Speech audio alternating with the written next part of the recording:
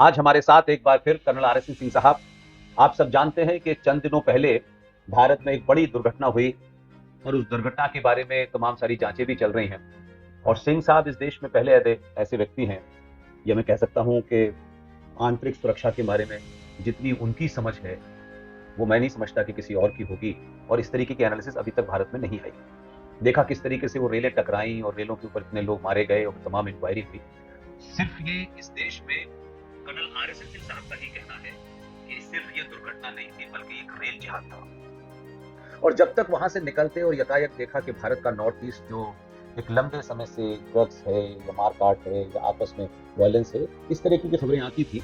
लेकिन 2014 के बाद से जो सरकार आई उन्होंने नॉर्थ ईस्ट पे बड़ा फोकस करने की कोशिश की और बहुत कुछ वहां बदला भी और उनको मेन लाइन से जोड़ा भी कि वो भारत से जुड़े महसूस करें। पिछले मेरे ख्याल है 6-7 सालों के अंदर नॉर्थ ईस्ट जितने उसको तवज्जो दी गई, जितने वहां विकास किया गया, वहां लोगों को के बीच में छोटे छोटे डिफरेंसेस को समाप्त किया गया, ये कई सारी उपलब्धियां नॉर्थ ईस्ट के खाते में जाती हैं। लेकिन यकायक ऐसा क्या हुआ कि नॉर्थ ईस्ट का एक सूबा कहिए या स्टेट कहिए, मणिपुर के अंदर, जहां भारतीय यानी हिंदू सनातन सभ्यता की एक थोड़ी पहचान है, थोड़ी हनक है, वहां एक बड़े लेवल पे वायलेंस हुआ। और इस वायलेंस के पीछे क्या, मेरा सिंह साहब से सवाल है कि जो पिछले 7-8 साल में वहां जो विकास करके लोगों के बीच में एक एकता कायम की, भारतीय संस्कृति वहां दिखी, भारतीय सभ्यता वहां दिखना शुरू हुई, और एक तरीके से हम कह सकते हैं कि दिल्ली और मणिपुर के बीच में दूरी कम हुई। तो क्या इस दूरी कम करने से वहां जो वो एलिमेंट हैं जो चाइना के पिट्ठू हैं, वो लोग जो चर्च से जुड़े हुए हैं, वो लोग जो इस्लामिक थॉट वाले लोग हैं, क्या ये उन सब लोगों का एक बड़ा षड्यंत्र था कि यकायक वहां इतने बड़े लेवल पे हिंसा हुई और जो लोग वहां मैती नाम के जो जो लोग हैं जिनको माना जाता है कि उनकी पूजा पद्धति हिंदुओं जैसी है, उनके ऊपर बड़े अत्याचार हुए। तो सिंह साहब, मेरा सीधा सवाल है कि नॉर्थ ईस्ट में मणिपुर के अंदर होने वाली हिंसा के पीछे आपका क्या कहना है? आपके सब दर्शकों को मेरा नमस्कार।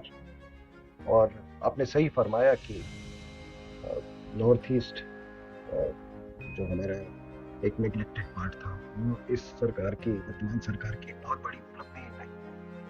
वहाँ पर जैसे उग्रवाद खत्म करने में ये कामयाब हुए थे, कानून व्यवस्था वहाँ पे अच्छी हो गई थी, और खास करके जो वहाँ पे जन समूह जो ये पूरे नॉर्थ ईस्ट का है, उनका जो भावनात्मक जुड़ाव, कनेक्ट, वो काफी हद तक उसमें एक बहुत बड़ा बदलाव देखने को मिला था। शायद ये चीज किसी को रास नहीं, और रास किसको नहीं आया, तो मैं आपको एक ये कहना गलत नहीं होगा कि ऐसे मैं राजनीतिक पार्टियों का नाम नहीं लेता, लेकिन अगर कांग्रेस के खेमे में या शीर्ष नेतृत्व में अगर उनको सबसे बड़ा कोई झटका लगा या दुख उनको हुआ, तो इस बात का लगा कि नॉर्थ ईस्ट उनके हाथ से चला गया था। और भाजपा ने काफी वहां पर अपना एक स्थान बना लिया था। और भाजपा की जब हम बात करते हैं तो वो लोग उसके हिंदू फोर्सेस के नजरिए से देखते हैं, क्योंकि ये देखिए, ये इलाका जो है, अगर आप ये पूरा इलाका लें तो आप देखेंगे कि ये मिजोरम में ऑलमोस्ट 90% क्रिश्चियंस, ये मणिपुर के नॉर्थ, और ये नागालैंड में 75% क्रिश्चियंस, ये मणिपुर में ऑलमोस्ट टचिंग 50% या मे बी 44-45%, और ये एरिया तो पूरा का पूरा मेघालय जो आप देख रहे हैं ये क्रिश्चियन है। तो ये चर्च और ये कुछ हमारे यहाँ जो केंद्र में जो राजनीतिक तत्व हैं, वो इसको अपने बाप की बपौती मानते हैं, और चर्च तो इसको बिल्कुल वो सोचता है कि वो इसी का इलाका है। तो वहां पे जब ये भारतीय जनता पार्टी ने जब उसको यहाँ पर पेनिट्रेट किया और फिर इस तरह के उन्होंने त्रिपुरा में सरकार बनाई और फिर मणिपुर में सरकार बनाई, तो उससे इनको काफी झटका लगा। और सामरिक मामले से ये बहुत ही इंपॉर्टेंट है, महत्वपूर्ण है कि अगर आप चाइनीज इन्फ्लुएंस को म्यांमार में निगेट करना चाहते हैं तो इस इलाके में बड़ा महत्वपूर्ण है। अगर आप भारत की एक्ट ईस्ट पॉलिसी की बात करते हैं तो फिर नॉर्थ ईस्ट का महत्व अपने आप, और सबसे ज्यादा मणिपुर का, क्योंकि जो मुख्य द्वार है साउथ ईस्ट एशिया की तरफ की ओर, वो मणिपुर से शुरू होता है। तो इसलिए, और आपको मालूम है कि ये एक्ट ईस्ट पॉलिसी पर बड़ा जोर शोर से काम हो रहा है भारत का, तो ये भी एक कारण हो सकता है। आप जब उपलब्धियों की बात कर रहे हैं, तो मैं आपके साथ गुवाहाटी गया था और एक सज्जन आए थे मुझसे मिलने शाम को। तो उन्होंने मुझे बताया कि वो एक टावर लगाने की, ये जो बिजली के टावर है, वो टावर लगाने की व्यवसाय में। अच्छा अच्छा। तो मैंने उनसे काफी बातचीत की, तो उन्होंने कहा साहब मैंने इतने टावर, इसमें सैकड़ों टावर मैंने नागालैंड में लगाए, कहा कि मुझसे किसी ने फिरौती नहीं मांगा। और मेरे लिए ये बहुत आश्चर्य की बात थी, क्योंकि एक समय ऐसा था कि नागालैंड में आप छोड़िए, नागालैंड में बाकी आम आदमी छोड़िए, एक पुलिस ऑफिसर भी फिरौती देता था। एक पहले सरकार चलती थी। बिल्कुल बिल्कुल। एक मैं आपको वाकया बताता हूँ। मैं उस समय सरकार में था और इस इलाके से 25 साल पहले की बात कर रहा हूँ।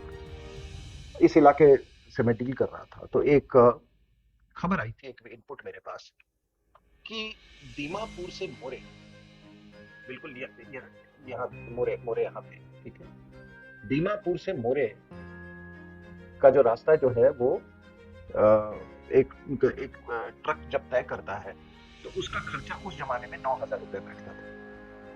लेकिन 42 चेक पोस्ट, और ये 42 मुझे जहां तक याद है कि 42 चेक पोस्ट, और इनमें ये कौन से चेक पोस्ट है, सारे सरकारी नहीं थे, सरकारी तो 2-4 बाकी सारे इस पूरे रूट में ये आपके जो उग्रवादी संगठन थे उनका अपना अपना टैक्सेशन सिस्टम था। तो वो जब वहां से चलता था तो दीमापुर से मोरे पहुंचते तक उसको टैक्स और वसूली के रूप में उसको 40,000 रुपए देने पड़ते। अब जाहिर सी बात है कि कोई अगर एक ट्रक 9,000 के बदले में 40,000 खर्च कर रहा हो, तो नहीं, वो फिर वो लॉस में तो जाएगा नहीं। या तो वो तस्करी करेगा, वो तस्करी कर रहे थे, वो ड्रग की भी तस्करी कर रहे थे। तो मैंने ये पूरी इसकी एक रिपोर्ट बना के मैंने मिनिस्ट्री ऑफ होम अफेयर्स को भेजा था। ये किस तरह की बात है? ये दिस वाज आई थिंक ये 96 की बात है, 1996 की। तो वो मैंने भेजा था वहां पे, फिर उन्होंने सारे चीफ सेक्रेटरीज जो हैं, मेरे रिपोर्ट को ही उन्होंने अपेंडिक्स बना के सारे चीफ सेक्रेटरीज को भेजा था। तो हालात इतने बुरी थे, और वहां से मतलब इस तरह के हालात को वर्तमान सरकार ने एक बड़ी स्थिरता लाई वहां पे, और उस स्थिरता के कारण वहां पर बहुत डेवलपमेंट हो रहा था। जैसा मैंने कहा, भावनात्मक जुड़ाव भी जो था वो ऐसा पहले कभी नहीं देखा गया है। लेकिन पता नहीं साहब, ऐसा लगता है कि सब में किसी की नजर लग गई। कौन से तत्वों की नजर लगी, कौन से तत्वों का षड्यंत्र था इस पूरे हिंसा में, इसके बारे में बात करेंगे। लेकिन हिंसा बहुत व्यापक हुई है, इसमें दो राय नहीं है। 140 से ज्यादा लोग मारे गए हैं, 350 लोग घायल हैं, 50,000 से ज्यादा लोग विस्थापित हो चुके हैं, करीब 158 चर्चेज को बर्बाद किया गया है, और सैकड़ों हिंदू मंदिरों को भी बर्बाद किया गया। 4,000 हथियार लूटे गए। अब ये पुलिस जो है वहां पे, जो पुलिस फोर्स जो है वहां की स्टेट की, वो बिल्कुल ये अपने प्रजातीय तौर पे वो बिल्कुल विभाजित हो गई। और लूट का तो ये आलम है कि जहां जिन इलाकों में मैती का जो इलाका है, वहां पर पुलिस ने खुद मैती से लुटवाया, ठीक है। और जो कुकी के इलाके हैं, वहां पर कुकीज के जो पुलिस अधिकारी थे उन्होंने लुटवाया। अब 7 मणिपुर राइफल्स, उसके बाद India reserve battalion, police training centre, इन सब के मतलब हथियार लूट लिए गए, करीब 4,000 हथियार। उसमें से भी मैंने सुना है कि 1,000 शायद वो रिकवर करने में कामयाब हो गए। वहां की जो असम राइफल्स जो फोर्स जो तैनात है, वो भारत की एकमात्र पैरामिलिट्री फोर्स है, ये भी मैं आपको बता दूं। और जो आपके हमारे दर्शक जो सुन रहे हैं, ये हम बड़ा ये लूजली ये टर्म यूज करते हैं, पैरामिलिट्री फोर्स। सीआरपीएफ को भी हम पैरामिलिट्री फोर्स कह देते हैं, बॉर्डर बीएसएफ को भी, पर no, they are not paramilitary force, they are central arm, CAPF, central arm police force. Paramilitary force एक ही है, असम राइफल्स। अच्छा, असम राइफल्स।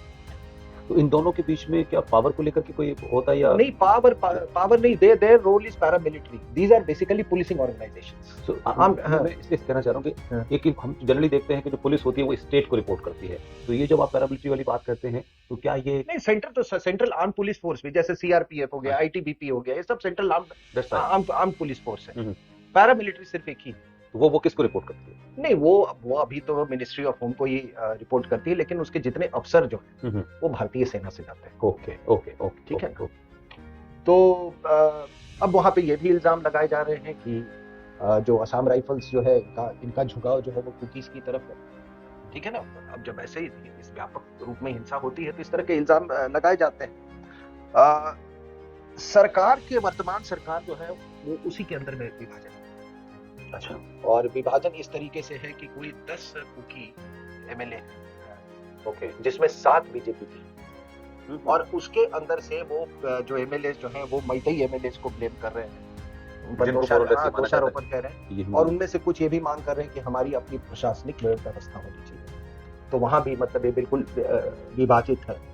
2008 में भारत के सरकार ने इनके साथ एक जो कुकी उग्रवादी ग्रुप थे उनके साथ सस्पेंशन ऑफ ऑपरेशंस, यानी कि ऑपरेशंस को स्थगित कर दिया था और उनके साथ एक एग्रीमेंट किया था।